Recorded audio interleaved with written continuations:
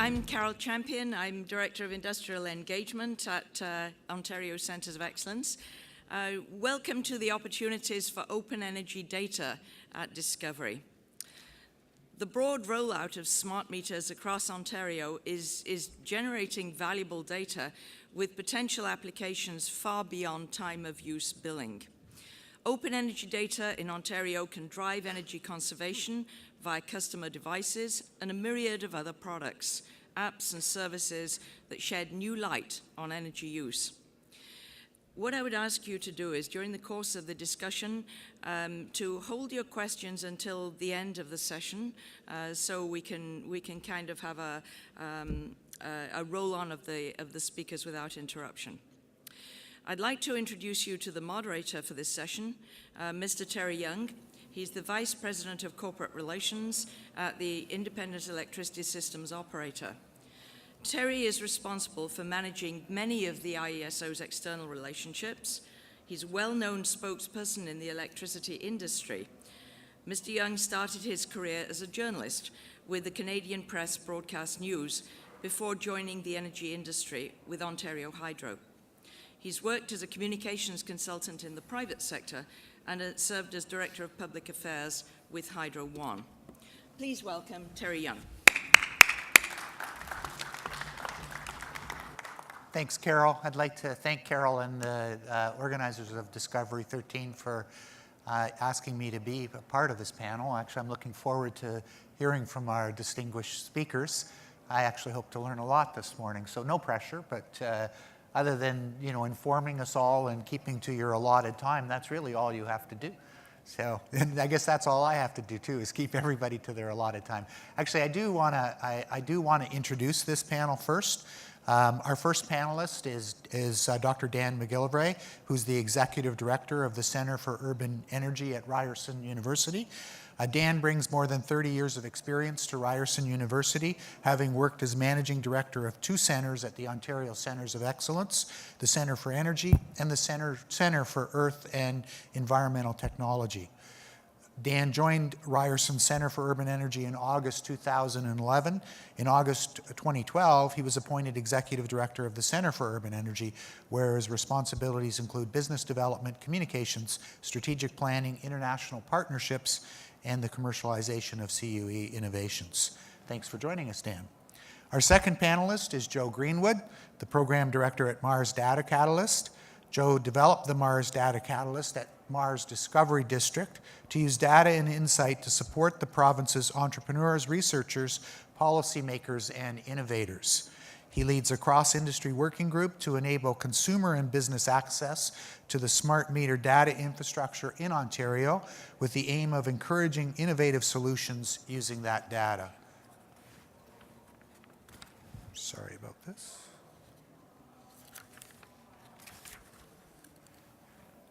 Next, we have Dr. Ron Dembo, founder and CEO of Zerofootprint.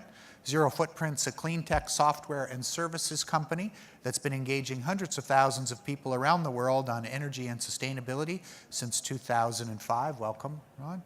And finally, we have Chris Reid, President and CEO of Energent Incorporated. Chris joined Energent in 2009, previously with ANSYS Inc., a global leader in engineering, modeling, and simulation software. Chris, welcome, and thanks to all of the panelists for being here. We look forward to hearing from all of you in a few minutes. But let me just, if I can, set the tone for the discussion that we're going to hear. The very concept of open data is very appealing. It's transparent, accessible, and enabling.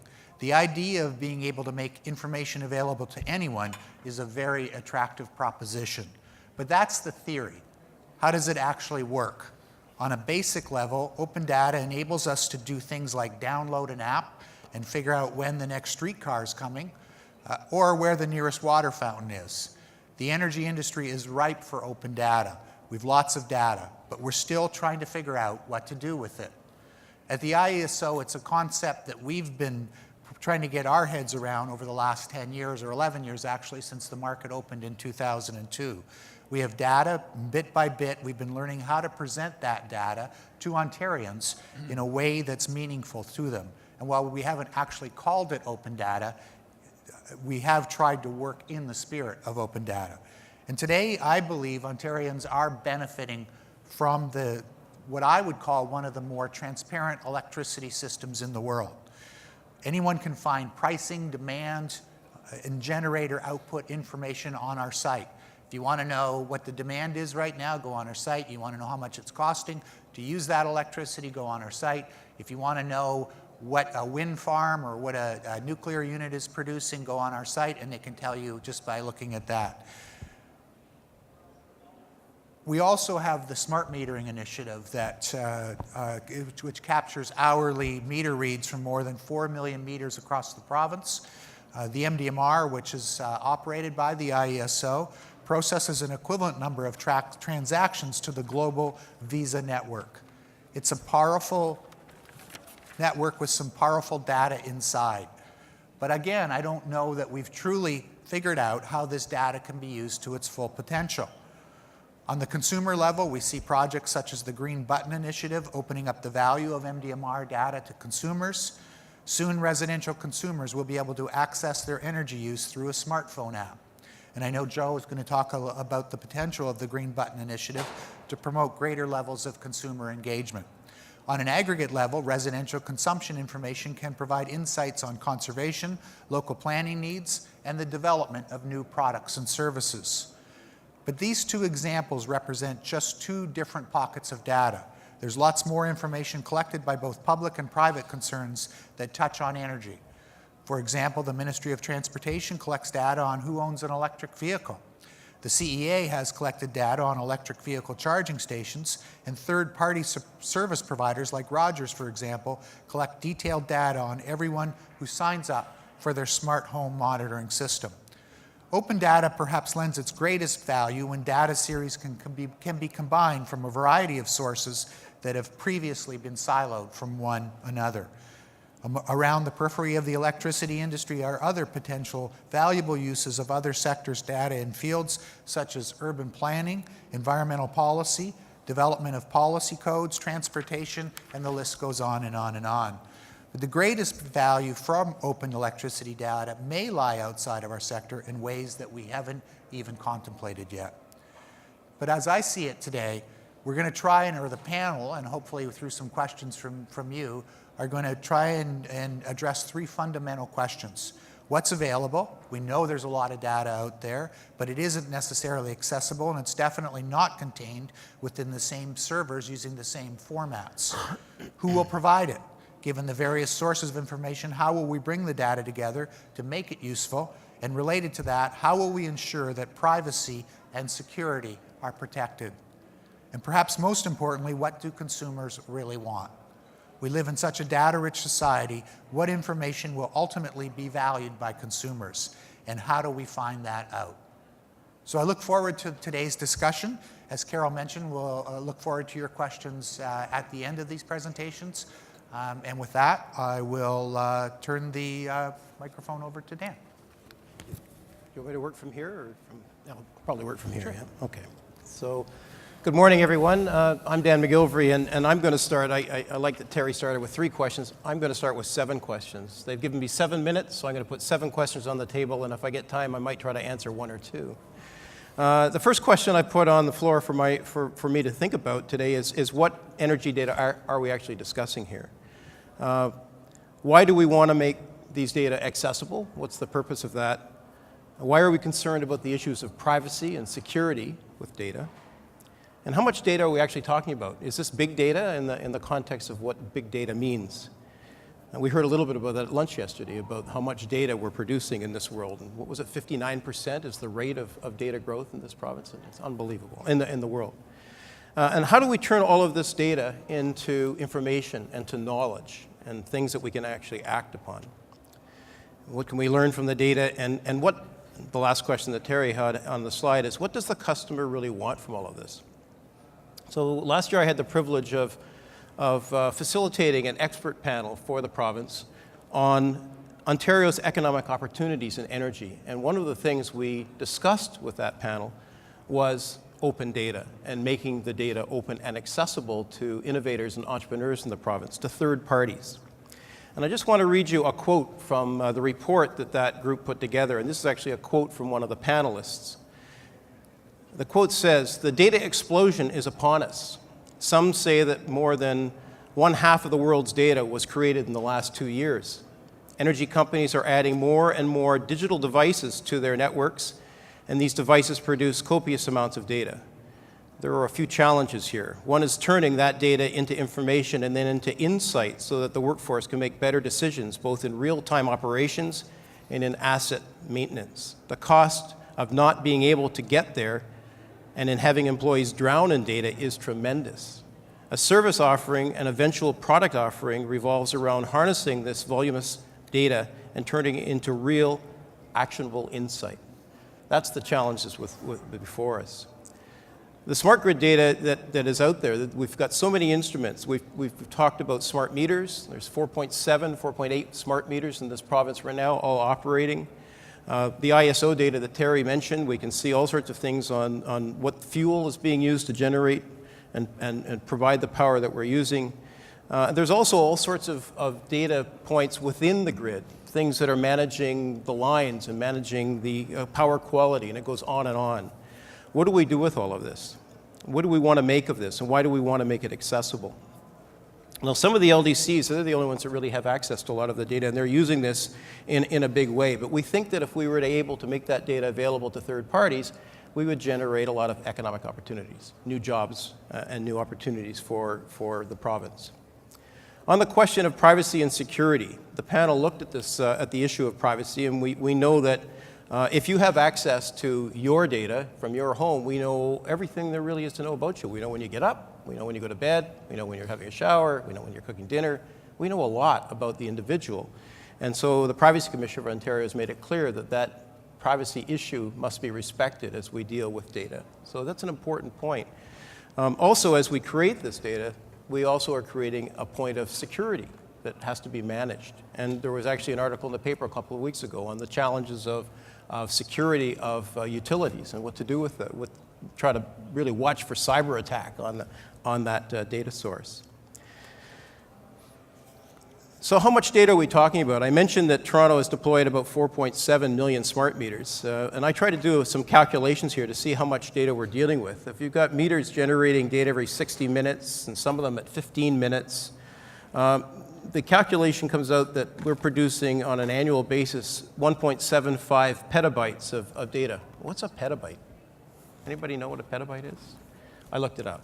So 1 petabyte is the amount of data contained in 20 million 4-drawer filing cabinets. Does that help?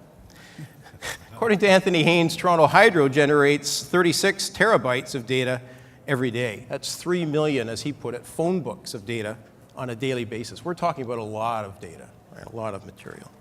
And so how do we do with that? I haven't figured out, by the way, how many phone books there are in a 4-drawer filing cabinet. That one's beyond me. So the challenge now is to really get into what that data is. And there's new techniques being developed all the time in data mining and looking deeply into the data source and providing geospatial and temporal information to that data. So what can we learn from all of this?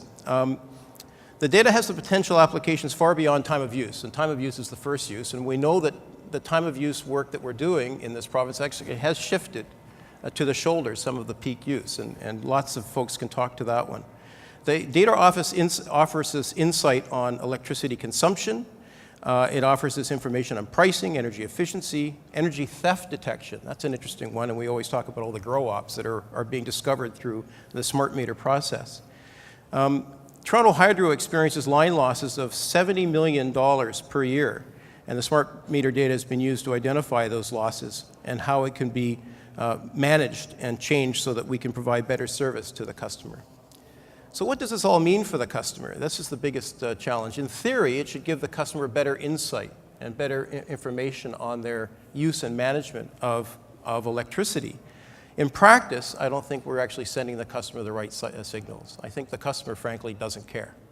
And unless we can give them some incentive, and I know some of the panelists here will talk to this, beyond just being good citizens, we're not going to see much of a change in behavior that we're really looking for. I think our biggest opportunity with the data is in fact around the notion of energy literacy. I think we have a chance to really teach the consumer what it's all about and where the real power uses are in their home.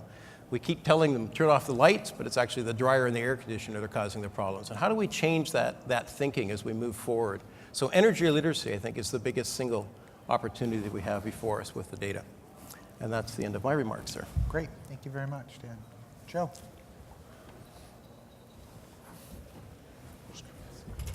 Thanks. So what I'll touch on really is the infrastructure a little bit that sits behind that, and some of the concepts that Terry touched on in terms of this idea of a green button and how can you enable consumers to have access to that data. And my basic argument is that how data flows and how it gets used is what defines how markets work. And we have a choice about how we want this market and the data markets that sit around the energy industry to work. And we're at that point now. So we're very used in other industries and other markets how data defines how that works, so particularly the financial industry and the financial markets are completely dependent on how data flows between institutions and between regulators, and increasingly in real time. And that same thing is happening in the energy industry, and the most clear and well-developed example in Ontario is what Terry touched on, that data drives now one of the most competitive and open and transparent supply markets for energy. It determines who can make what decisions, how informed are you, how do you consume, and who do you consume it from. It determines the structure of that market. And that's the case also not only in the supply side of the market, but increasingly on the consumption and the behind the meter side of the market. And so we started to look at this at Mars and thinking about, well, how could you, if those structures are changing, how do you use the flow of data to create new market opportunities? How does the market enable the type of entrepreneurial activity that Dan touched on? And so we're looking at the fact that open data is an important component. So open data is defined where someone can give you a license to reuse and exploit that data from government. And that's very important for things like district energy schemes, energy planning, the exchange of data between municipal governments and between the citizen, and between planning bodies. But I think there's an important distinction to make when we come to the consumption side. This isn't truly open data as in the open data movement. It's really about accessible data, because the regulation is really quite clear. This is consumers' data. So it's how do you enable the consumer to choose to disclose it such that it's then available to people who are building everything from solar right-sizing applications to energy management to energy literacy, energy education, and a whole bunch of other markets. And I think one of the unique opportunities is the fact that we now have smart meters deployed in small and medium businesses. There's a huge market to supply and really help drive change for that segment who traditionally have been underserved. And so one of the projects that we're starting to work on is this idea of a green button. The green button is a standard developed through NASB, which is the North American Energy Standards body, and it defines a consistent way for data to be structured. So, and it also protects the privacy of that. Secondly, so first you can then download that. Secondly, you can then choose to automatically share that with third parties. So the diagram on the right is this idea that the consumer can choose to discover an application, to go via the custodian for that data currently, which is the LDC, to authorize that third party to have access to that data. The analogy would be if you use things like mint.com or other financial planning software, that financial planning software can connect directly to your bank account because it's chosen to do so and you've given it permission. Well, if you can do it for your bank account, why can't you do it for your energy? If you can do your tax online and you can exchange your tax information online, well, why can't I manage my energy data myself? And there's three segments this really serves. It helps in the consumer services area, it helps with the small business and productivity arena, and particularly community schemes. So people like partners in Project Green and Project Neutral, and others who are developing very grassroots responses to this. So that's really the mechanism that we want to try and get in place that enables that infrastructure to be deployed in the right secure and appropriate manner. And so if energy enables markets and the green button can enable consumer choice, there's a lot of work for the industry to choose to get involved in to enable that to occur. And so significant progress is being made with a working group in Ontario that comprises all the regulators, including the Privacy Commissioner, 7 utility companies, and a peer group of 18 local entrepreneurs and businesses, developing solutions around that. So And LDCs have already done quite a lot of work in terms of manual download of data. But in terms of having a consistent standard way that's machine readable, that's now available with 4 LDCs since January this year. So that's a pretty rapid turnaround for those organizations to choose to adopt a standard in about 3 months and deploy it, and it's covering about 2.5 million homes. Plans are in place to also start piloting this idea of a Connect My Data service, so the direct API connection to that information. So that's kind of building an important foundation to let this work. And I think there's some important steps that need to happen on top of that. It will follow on in towards addressing the more real-time nature of data that's required. So for humans to want to take a decision or to respond to things, it needs to be a timely way. I think that's a key barrier that still has to be addressed. And I think the value really gets unlocked once you layer on the compelling applications and solutions that are still on top of that. And it's actually very more complex than it sounds than just putting a dashboard up. It really does involve us understanding consumer choice and consumer behaviors, how we influence those, and how we position information in that context. Increasingly, we need to segment that audience in a much finer grain level to understand how people respond to that information.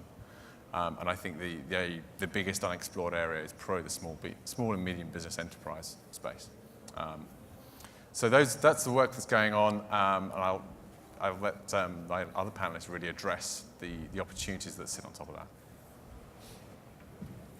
Thank you. So as a former professor, I can only talk standing up.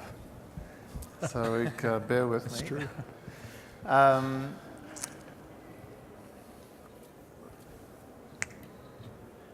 So I don't know how many times you've been to a conference where someone gets up and says, this isn't rocket science. I mean, I've heard that 1,000 times.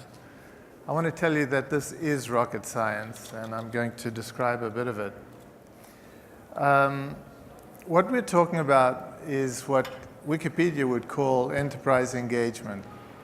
It's about achieving long-term financial results by strategically aligning engagement of customers, distribution partners, salespeople, and the human capital within and without an organization. What we're also talking about is known as the last mile of big data. You have huge amounts of data sources. As we heard, 37 terabytes in Toronto Hydro. But I can tell you that if you want to engage consumers with electricity, Toronto Hydro doesn't have all the data, even if you could get all of it. Right. You have to mash data from numerous sources. Data also comes in all sorts of forms. So in order to do what we call enterprise engagement planning, you really need to bring 4 different things together. One is a data infrastructure, much like you'd have in any enterprise environment. And that would look something like this. You know, you need to be able to clean data. You need to be able to take data that comes in different frequencies, normalize it, store it in a frequency that you really want to use for presentation, and so on. And you need to get that data from multiple sources. You need to assemble it on demand. There's a huge infrastructure. I mean, this is very much akin to my former business where we had to get data from every part of a bank to form a risk view on that bank. The second part that you need, once you have that data, well, that's great. It's not just a matter of sticking it in a spreadsheet and putting it up on some kind of dashboard. You need to take that data and process it. You need to turn it into information. So you need to take it and apply mathematics to it to, for example, get the footprint of that usage, or to get the efficiency or whatever. And that's a whole story unto itself. Third, you need to be able to take the analytics you've now applied to the data and turn that into information that humans can understand. And I'm talking about humans rather than energy managers of buildings. So the typical dashboards we see look like a maze of stuff. And it's very hard for Joe Average to not related to Joe Greenwood at all, but Joe Average to take that data and actually look at it in some useful way. That's a whole challenge to itself. And finally, we cannot forget about the fact that no one's going to change their behavior unless they're properly incented.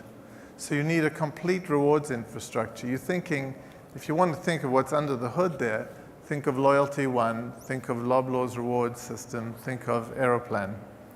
So bringing those 4 very big items of software together in one infrastructure, one architecture is what we're talking about. It's a lot more than data. So once you have the data, the problems just begin.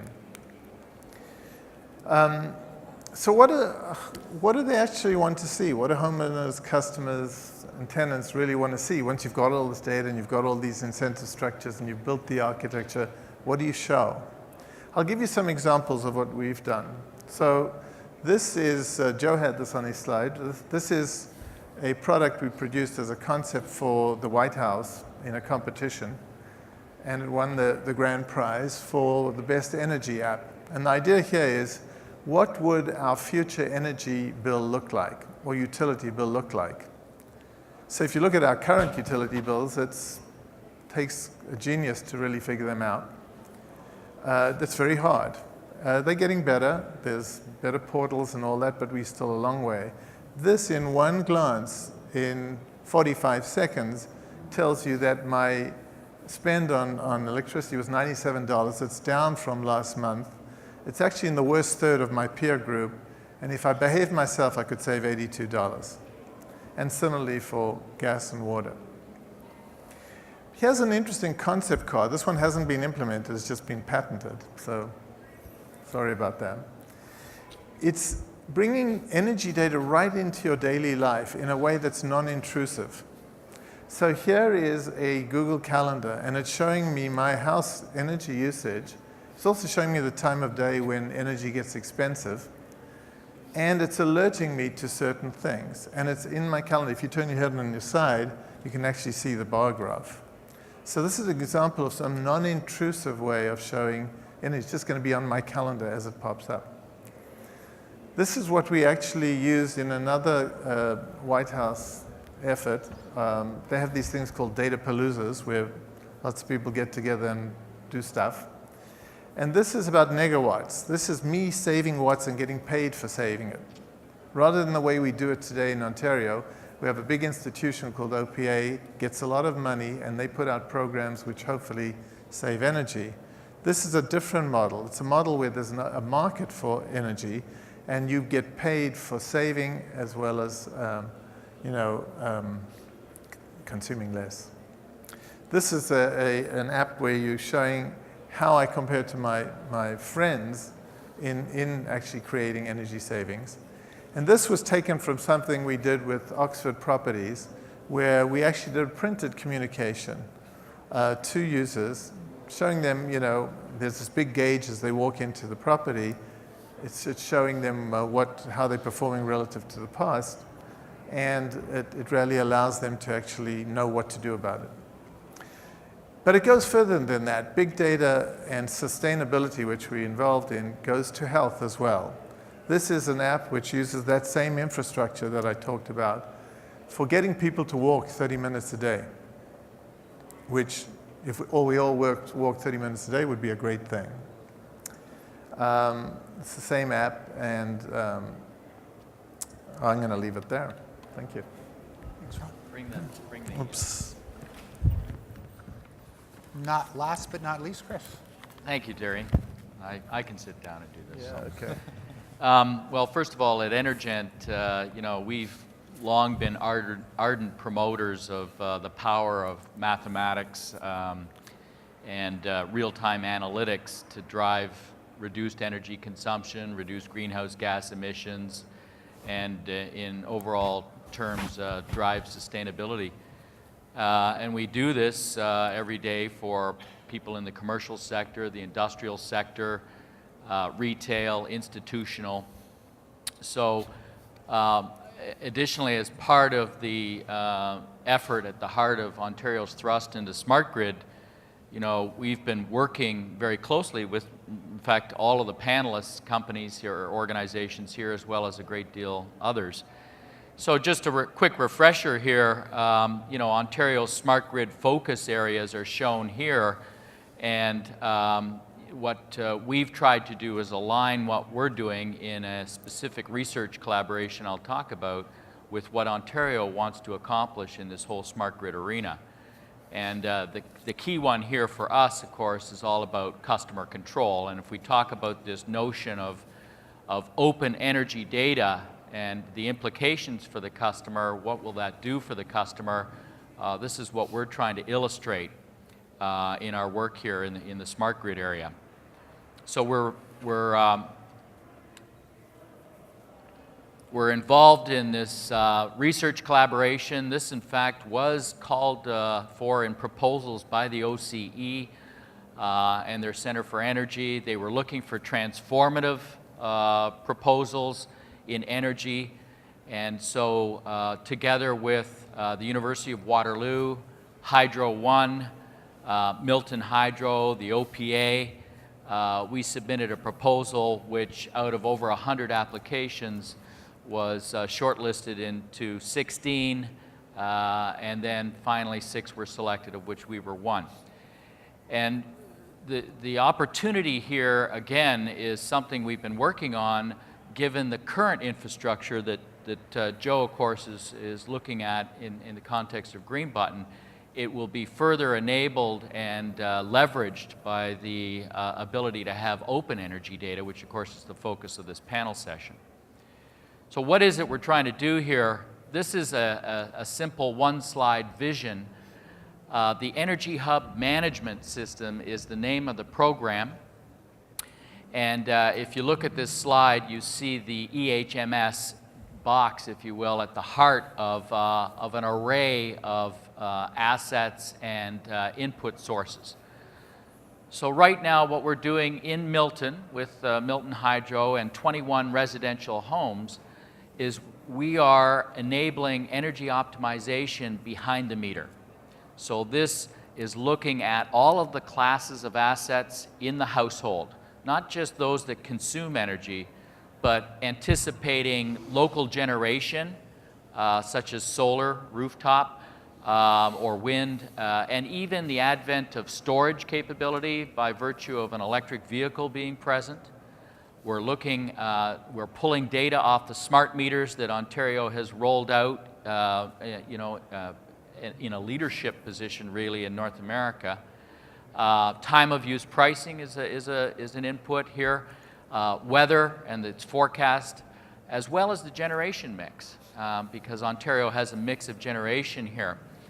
And you can see that the optimization criteria are listed there. So you, as the operator of your hub, i.e. your home, can decide that I want to optimize for minimum cost, or alternatively, I want to minimize my impact on the environment through greenhouse gas emissions, or simply drive consumption to its lowest possible level, or have a mix of those three in accordance with my preferences. And an additional component, which is where the utilities get very interested in what we're doing, is to enable a peak demand constraint. So as you know, not only is overall consumption a concern, but peak demand on those hot days in the summer is something that the utilities and the IESO all have to manage to avoid issues with supply on the grid. So this is a very exciting project for us. We've looked at what the opportunity would be in a typical residential home. And if I decide, for example, to minimize cost with a constraint around my comfort in my household, I can achieve a 20% reduction. If I choose to drive consumption down as my primary objective, again with a comfort constraint, a 13% reduction. And then finally, if I want to drive my greenhouse gas emissions, I want to be the greenest citizen I can be, then I can achieve a 23% reduction there. The interesting one here is when I choose to minimize all three in an equally weighted optimization objective and allow my utility, the LDC in other words, to impose a peak demand constraint of up to 33%.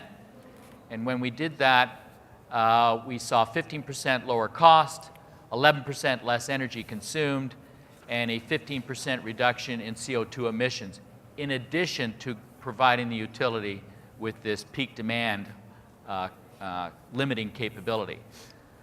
Now, we're doing all this with the infrastructure that's in place today, the current smart meters that are rolled out, and the current data access that provides. Obviously, very topical here in the panel is what will be possible here in a world of open energy data, such as the Green Button Initiative that Joe is spearheading. We're firm believers that this is what smart grid is really all about. Providing this infrastructure of open energy data and open exchange and the types of applications such as this that will really unlock the power of the smart grid and bring the value home to all consumers, residential of course, but industrial, commercial, institutional, and so on. So it's really an exciting horizon in front of us. Thank you, Chris. 1 second. Oh, we're going up again. Does that mean I get more time? Our booth is right over here, by the way, if you'd like to visit us. Okay, Dan? where do you want to go from here, Terry? Okay, thank you. Thank you, Dan. Thanks, Joe. Thanks, Ron. Thanks, Chris. We have about 15 minutes, I think, for questions. Questions from the audience. I'll kick it off, maybe, and Dan, you mentioned incentives and the need for customer incentives. Ron, you talked about rewards in yours. I'm not going to ask what those rewards or incentives should be. Rather, I might sort of say, if we look at other industries, other organizations that have done, similar things, is there any industry, any company, anything that comes to mind in terms of examples that are good examples for the energy industry in terms of getting that incentive or offering that reward? What jumps to mind for many of you? Well, we are addicted to air miles in this country. Air miles touches 70% of all homes in Canada every day, which is the highest penetration of any reward scheme anywhere. So we know about systems that work. We know people will kill to get another air mile, and they'll fly via Sudbury to get to Windsor, just to get a few more air miles. So there's a lot to be learned there, and there's a lot to be learned about that infrastructure. And in one of the applications we are working on, which has to do with health, not energy, the prizes in miles are very large. The air miles people, for example, have a very detailed amount of information. It's how many air miles it takes to get you to sign up to something. If I give you X air miles, will you sign into this application? And clearly, air miles is a discounted currency. You can get a lot of miles, so to speak, out of air miles. So we think that model is extremely interesting. Are there other thoughts? The one that comes to my mind is for fuel for cars. If you really want to see things happen differently in the marketplace, and we've had instances of this where certain brands of fuel have had some issue, environmental issue. Imperial Oil had an issue with sulfur at one point, and we've had oil spills that have caused damaging at the pump, right? And the way they get the customer back is to drop the price. That simple, and they'll immediately respond. So I think price signals are huge, and they have to be significant for the marketplace to respond to those. Others, Chris? Well, certainly I think incentives are an important part of the equation. And going back to the commercial industrial sector for a moment, I mean, we'd certainly like to see more aggressive incentivization of those sectors to make the investments in energy efficiency. I mean, the OPA has certainly here in Ontario done a number of things, but there's more that could be done there. It's proven elsewhere in the country that when you do that, you get great take-up on the use of technologies such as ours or in other energy efficiency measures that will drive things in the direction you want to go. Joe, did you want to? I think another element, of course, that we're all motivated is what do other people think of me? So how do you utilize how we see ourselves in the world?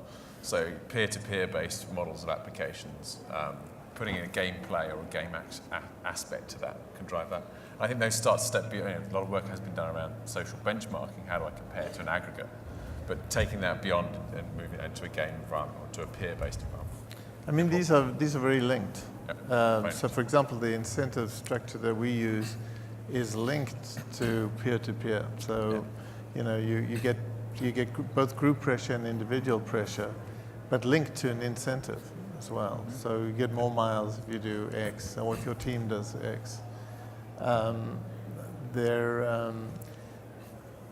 So I think you can't separate out things. What I do think is we have an extremely inefficient incentive system. So our current incentive system is top-down government. We put a lot of money into the OPA, and we distribute that money in a very inefficient way, rather than opening up a market, putting that same money there. If you bought air miles with the money we put into OPA, and you actually used those air miles as incentives, you would get a lot more action. That's all I can say. We asked me to be controversial. There you go. Maybe we can pay the global adjustment process for the way. I hope there's no If you have a OPA question, people in please the go to the mic.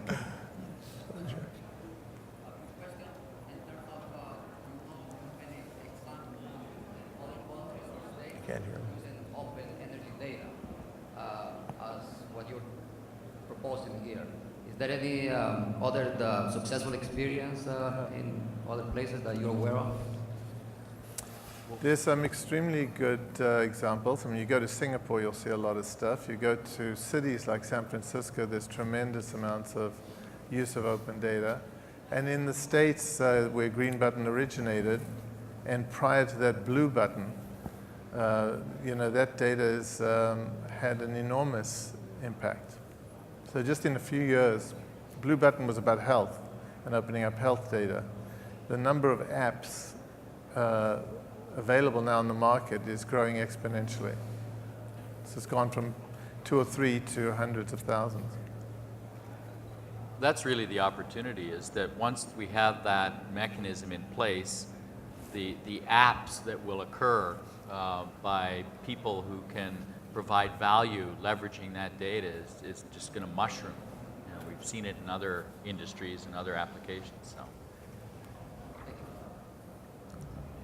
Consumer engagement, getting the consumer engaged is one of the big challenges here. And one of the things that I hear is that utilities in fact complain about is that the consumer pickup for the current online access to smart meter data, it's fairly low right now. And I guess is that a reflection of people's interest level, or is it more a statement about the need to make that more accessible? Is there a challenge with the accessibility? To be brutally blunt, as I sometimes am, I think there's low pickup, and it's not hard to see why. If you look at the actual programs, you look at the actual way they're presented, and you compare that to any social science theory on how you get people engaged, you would see there's a huge disconnect. So I don't think it's any reflection on people and people's interests. It's a reflection on how we fund it and how we go about it. The biggest problem we have with data is there's not a fair, open playing field. So for example, Energent and Zerofootprint have a very different starting point than Toronto Hydro and Hydro One. Toronto Hydro and Hydro One use your data. They don't own it, but they have preferential access to it. That's over and above what we could get. So they can compete with us. Well, and so in some sense, we are competing with people who have an unfair advantage. Mm-hmm. And that kind of disincentivizes innovation. The single most important thing we could do to innovate in energy would be to level the playing field. Well, since you mentioned it, I think Joe would speak to this, is I think the utilities are a little concerned with this brave new world of open energy data. It's been their regime and closely managed, the customer engagement is all about providing power safely, reliably, and now the notion of tens, if not hundreds, of other third-party providers getting at that data and providing services to, quote, their customer, it's a little frightening for the utilities. And so they're moving a little slowly, and I guess, Joe, in the green button world, yeah, you've probably experienced this firsthand. Yeah, I think there are some legitimate concerns as well. So they do have obligations placed on them as the custodians of that data. Right. So they are mindful of those. They are probably the most likely person that a lot of the public will pick up the phone to if there's a problem, so they want to think those things through. And they're also very investment constrained too. So you have to justify the investment of this through their rate filings and OEB. So that's, from their perspective, I think it's important to understand. But there are also some very enlightened people who are trying to change that.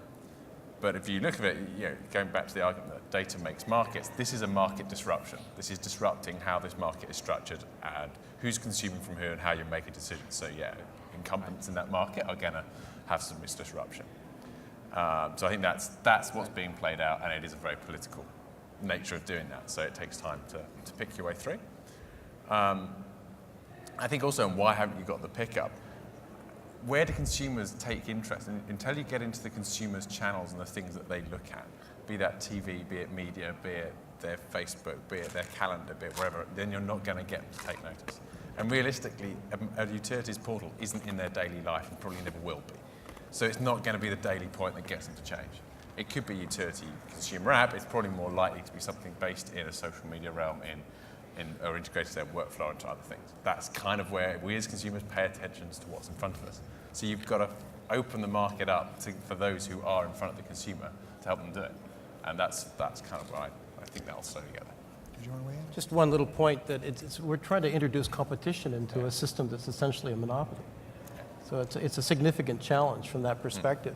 We do have one advantage in Ontario, though, unlike other jurisdictions in the world. Our utilities and the generators and the LDCs are owned essentially by the government, by the people. So to make that data available would actually be pretty simple in the end, right? But unlike a private company. it takes a lot of political will. But there's another problem. An average Canadian spends more on a latte than they do on energy in a day. Yeah. So $3 a day is your typical average spend on electricity in Canada. And, go try and buy a latte for $3 and good luck. So, it's not money that's going to do it, clearly. And it's not a beautiful display only that'll show you how you do relative to your peers, but an integrated reward system, much like an air miles. If you think of each little gain you make with air miles when you buy one bottle of booze at the LCBO, it's minuscule, but you still do it. And Sure. that's what they figured out. You're right about the price, though, Ron. I mean, there needs to be a bigger spread between off-peak and on-peak so that you send the right signals to the consumer. I was wondering when you were talking, Chris, about the carbon side, the carbon footprint side, whether that might be also Right. a key point. Thinking now of Blue Box, what we do with the Blue Yeah. Box program, that was picked up by the public very quickly. And we won't talk about the efficiency of where that finally goes, but there's an opportunity there. I think the public has an interest just Right. to do the right thing by carbon. So, anyway. It was mandated. Right. Maybe we should do the If you same. were incented, if you got a couple of air miles for each. We're running out of time Got a here. We question. can Is probably this take a zero carbon airplane? quick question. I had two quick questions. I hope one is both based on what I'm hearing, and one is, do you think that negative price incentives, given it's perhaps too cheap in energy cost, is something to consider above certain thresholds that you're footprinting and benchmarking? And what do you see when talking about disruptive opportunities? What do you see that next wave of applications of services looking like? Where do you see the opportunities? So first question I might interpret as carrot or stick. Is it negative prices or is it higher prices? Thoughts on that? I think it's a combination of both. There has to be in a time of use pricing regime. It's got to be probably much more painful to consume at on peak times than it is currently. And of course, the carrot, if you will, could be that much more appealing and attractive to utilize off-peak Yeah, pricing. I mean, we're at a period now in the next few years where we've got a surplus of electricity at times. Maybe it's that's an opportunity there. I don't think the time of use thing is actually, the public isn't getting it. I think they're confused by it, and once they get it under their belt, then we change it because it's summertime, right? So I think we've actually confused. Well, and if you don't believe me, talk to your mom. Well, the issue here is that, What are they doing? you know, the story goes that people did everything they were supposed to do with time of use pricing, and their bill went up. Yeah. Yeah, that's right, because of the global And they didn't industrial- get it. And it's because of the other factors that Right. drive your bill, Right. right, that aren't really able to be interpreted by the average person. So we're sending the wrong signal. Carol's Great. getting up. We're in Carol's getting trouble. up. Thank you all. Thank you very much, and thank you all in the audience. Thank you, Terry. Chris, Ron, Joe, Dan, Terry, thank you very much indeed for your insight into open energy data and what it can do for us, the power, the applications. And I'd like you to receive a small token of our appreciation for taking part in this panel.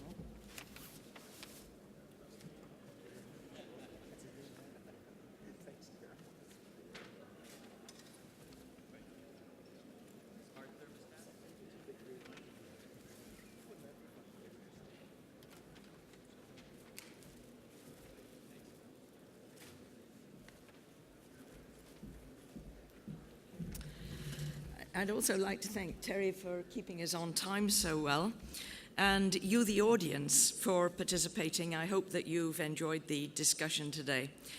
The panel discussion, Innovation and the Future of Manufacturing, will begin at this theatre at 11 o'clock, and the panel will consider how Canadian manufacturers are reinventing themselves, they have to take advantage of the vast opportunities of a global marketplace.